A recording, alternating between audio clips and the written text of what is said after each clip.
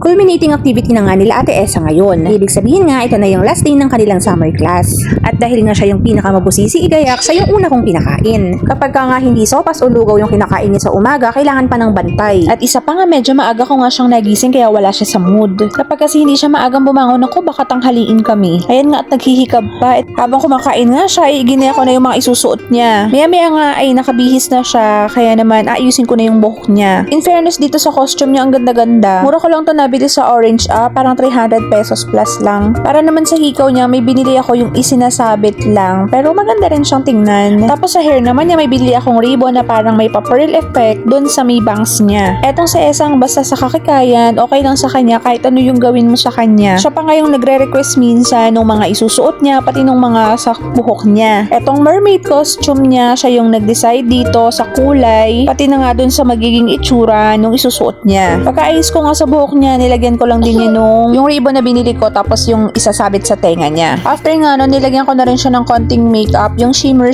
lang. Pero naman kasi siyang sariling blush on at lip gloss. Pagkatapos ko ngang igayak sa Esang, ay nilabas ko naman yung gamit ng mga boys. Si Daddy naman kasi yung magagaya kay Johan, tapos si Kuya kaya na niyang gumayak sa sarili niya basta nakaready na yung susuot niya. At ito na nga ang OOTD ng aming Princess Mermaid for today. Ako na nga lang yung iniintay nila dyan dahil nga igagaya ko pa yung bag na dadalay namin. After nga nun, umalis na rin kami at pagdating nga namin doon, hindi pa naman nagsa-start. Natutuwa nga kami kasi ang dami nilang naka-costume ng mermaid. Pero hindi naman sila magkakamukha ng damit. Mga naka-mermaid dress lang din sila. Pagka-park nga ni Daddy ay pumasok na rin kami doon. Hindi naman kasi kasabay sila Kuya Rondron at Kuya Renz ngayon, kaya naman nauna na kami sa loob. Pagpasok nga namin, ibinigay lang din ni Daddy si Esang dun sa mga teachers niya. Ang nakakatuwa nga, mula nung pinaupo siya dun sa may pinakaupuan nila, hindi na siya umalis doon, nakaupo lang talaga siya, tapos nanonood lang siya, tinitingnan lang niya yung mga nasa gilid niya, ganun.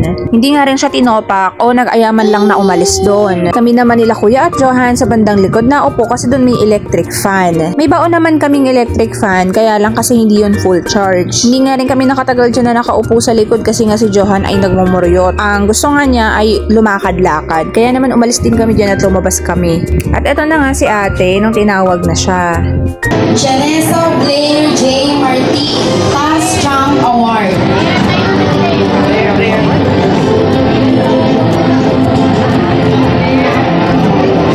Congratulations nga sa aming Ate Esang na Task Champ Awardee. After nga nun ay naupo lang ulit si ate doon. Binigay sa kanya yung isang electric fan kasi nga hindi sila masyadong naaabot sa gitna. Kami naman ay lumabas muna dito para nga malibang si Johan. Buti na lang mapuno dito pero mainit pa rin naman talaga. Kaya naman pawis na pawis pa din si Johan. Hindi pa nga kami umuwi agad kasi nga may performance pa sila ate. Yun nga yung lagi niyang pinapractice tuwing pag-uwi niya, yun yung pinapakita niya sa akin na sayaw. Ito nga yung naging sayaw nila. Akala nga namin nung una hindi siya sasayaw. Pero nung bandang gitna, nagulat nga kami, kumikembot pa nga. Simula nga nung nag-summer class sa Esang, sobrang laki na ng naging improvement niya. Dati nga kapag sinabi namin na mag-bless siya, ang gagawin niyan, yuyuko lang talaga kahit ano pa gawin mo, hindi siya talaga gagalaw. Pero ngayon, nagbe-bless na siya pag sinabi namin. Dati nga madalas ding umiyak yan dito sa amin dahil nga may speech delay siya. Madalas para kaming nagpipinoy henyo dito sa bahay kasi nga hindi namin maintindihan yung sinasabi niya. Pero lately nga, na-i-express na niya ng maayos yung sarili niya. Mas naging matatas na nga rin yung pagsasalita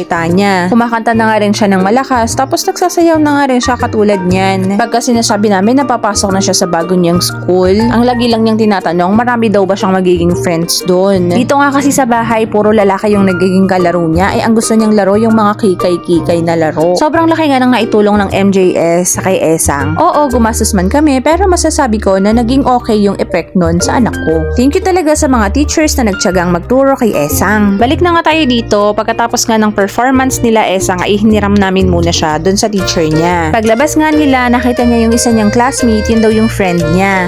Nagbabay na nga rin siya, nag-hug sila kasi hindi naman na siya dito magtutuloy ng daycare or nursery. Anyways, ito na yung aming model, kaya nga namin siya hiniram kasi tsak na gutom na to tapos nauuhaw pa. After nga nun, sila Kuya Ronron at Kuya Renz naman yung nag-perform. Nagintay lang din kami kasi meron pang pinaka-final performance para din sa lahat ng bata ng culminating activity. After nga nun, itinreat lang din namin sa Esang sa Jollibee kasi nga nag-aaya nga siya. Dapat nga sasabihin ko mag-take out na lang kami, pero dahil nga ito na yung pinaka-celebration ng culminating activity niya o ng graduation niya, ang sabi ko sige doon na lang din kami kumain. Medyo mahirap kasing kumain kapag kami mga toddlers kang kasama, itatlo pa silang maliliit. Actually si Kuya hindi naman na siya alagain pagdating sa mga ganitong bagay, pero kasi si Johan at si Esang kapag nagsabay na mahirap talaga. Kaya ang ginagawa namin ni Daddy, siya yung kay Esang tapos ako naman kay Johan. Pagkakain nga namin ay umuwi na rin kami. Saktong-sakto nga kasi nandito na rin yung deliver ng pizza nung umuwi kami. O paano hanggang dito na lang. Salamat sa panonood. God bless. Bye!